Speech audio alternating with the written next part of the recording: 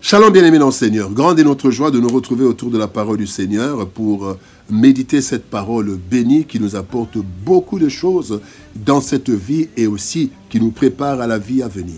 Aujourd'hui, le Seigneur nous conduit dans la lettre de Paul aux Philippiens, chapitre 2, verset 3, dans la version Parole de vie 2017, qui nous dit « Ne faites rien pour passer devant les autres ou pour que les autres vous admirent.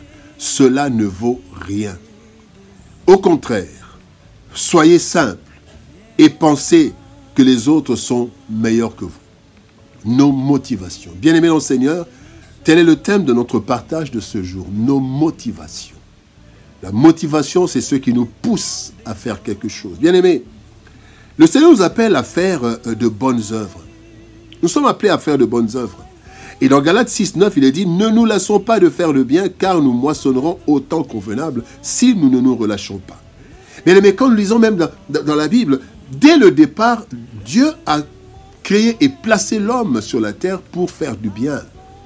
Genèse 2,15, il est dit « Il le plaça dans le jardin d'Éden pour le cultiver, pour le garder. » Développer le jardin, garder le jardin, c'est pour faire du bien. Maintenant, nous devons savoir, bien-aimés, que les bonnes œuvres doivent être faites, un, pour la gloire de Dieu, et deux, pour le bien de l'humanité. C'est en fait ça. Alors, la corruption de l'homme a rendu le cœur de l'homme méchant, comme il est dit dans Jérémie 17, 9.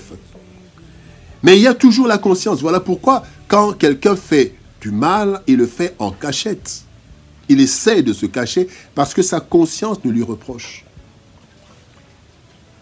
La Bible dit que l'œuvre de la loi est écrite dans nos cœurs. C'est la conscience. Romains chapitre 2, verset 15. Donc, bien-aimés, nous sommes appelés, nous sommes faits pour faire du bien. Et plus encore, quand nous sommes devenus chrétiens, Éphésiens 2, 10, nous avons été créés en Jésus pour de bonnes œuvres. Alors, la deuxième chose que nous devons savoir, c'est que nous devons alors juger nos actes. 1 Corinthiens 3, 10 nous dit j'ai posé, Paul qui dit, j'ai posé le fondement comme un sage architecte et un autre bâti dessus, selon la grâce qui m'a été donnée. Mais que chacun prenne garde à la manière dont il bâtit dessus. Bien-aimés, les œuvres que nous sommes appelés à faire sont mesurées doublement. On voit d'abord la quantité, mais aussi et surtout la qualité ou la valeur. Alors le texte du jour nous parle plus de la qualité, la motivation. Et il y a deux choses qui disqualifient une œuvre aux yeux de Dieu. La première chose, c'est quand on fait quelque chose pour passer devant les autres. C'est un esprit de concurrence, de compétition que Dieu n'aime pas.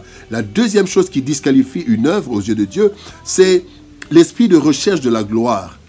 Vouloir que les autres nous admirent. Nous faisons les choses pour que les autres nous admirent, les autres nous acclament, nous élèvent. C'est un esprit de la recherche de la vaine gloire et aussi un esprit d'orgueil. Alors, bien-aimés, toute œuvre mérite une récompense. La Bible dit dans Jérémie chapitre 17, verset 10, « Moi l'Éternel, j'éprouve le cœur, je sonde les reins pour rendre à chacun selon ses voies, selon le fruit de ses œuvres. » Selon ses voies, selon les fruits de ses œuvres. Bien-aimés, ça veut dire que nous devons, bien-aimés, savoir qu'il y a plusieurs textes de la Bible qui parlent de récompense. Mais quand nous faisons quelque chose, ne visons pas la récompense. Ne travaillons pas pour cette récompense, mais pour le Seigneur qui rémunère quand il veut et comme il veut. La Bible dit, cherchez premièrement le royaume de Dieu et sa justice, et toutes ces choses vous seront données par-dessus.